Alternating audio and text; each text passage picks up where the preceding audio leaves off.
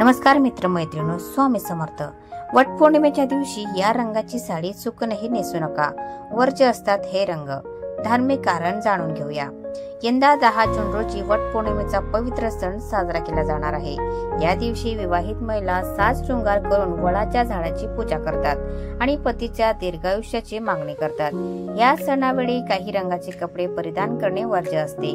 वटपौर्णिमेच्या दिवशी महिला हौसेने तयार होतात, मात्र यासाठीही काही नियम करून ठेवले आहेत, ज्यानुसार वटपौर्णिमेच्या दिवशी काही रंग परिधान करण्यास वर्ज्य केले जाते।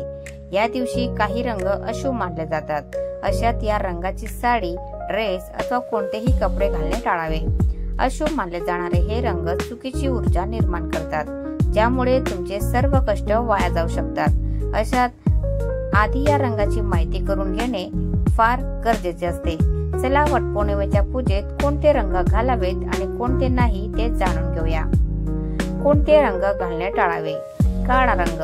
हिंदू परंपरेनुसार काळा रंग हा शोक, नकारात्मकता आणि अशुभतेचे प्रतीक मानला जातो। या दिवशी हा रंग वर्ज्य असतो, त्यामुळे वटपौर्णिमेच्या शुभ दिवशी हा रंग चुकूनही परिधान करू नये। या उलट तुम्ही या दिवशी काही शुभ रंगाच्या साड्या परिधान करू शकता। गडद निळा व तपकिरी रंग। यासहच वटपौर्णिमेच्या दिवशी निळा आणि गडद तपकिरी रंग देखील वर्ज्य असतो।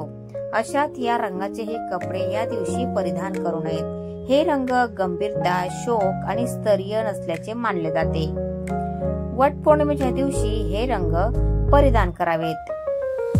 लाल रंग। लाल हा महिलांमधील एक लोकप्रिय आणि आवडीचा रंग आहे। हा एक उठावदार रंग आहे, ज्याने तुम्ही सर्वांच्या नजरा तुमच्याकडे वळवू शकता। प्रेम, समर्पण, शक्ती आणि सौंदर्य दर्शवणारा हा रंग आहे। गुलाबी रंग।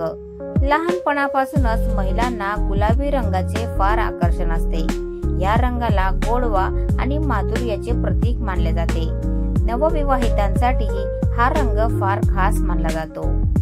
पिवळा रंग। पिवळ्या रंगाला आध्यात्मिक दृष्ट्या ज्ञान, समृद्धी आणि प्रसन्नतेचे सूचक मानले जाते। हा एक सकारात्मक रंग आहे, जो तुम्ही वटपौर्णिमेच्या दिवशी नक्कीच परिधान करू शकता। हिरवा रंग। कोणत्याही विवाहित स्त्रीसाठी हिरवा रंग फार शुभ मानला जातो।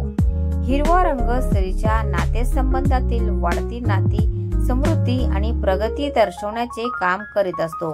तसेच हा रंग उठावदार आहे, ज्यामुळे त्याला परिधान करून तुम्ही अनेकांचे लक्ष तुमच्याकडे वेधून घेऊ शकता। तर मित्रांनो, तुम्हाला आजचा व्हिडिओ कसा वाटला प्लीज कॉमेंट मध्ये नक्की सांगा।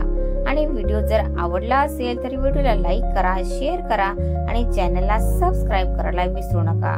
धन्यवाद। Thanks for watching.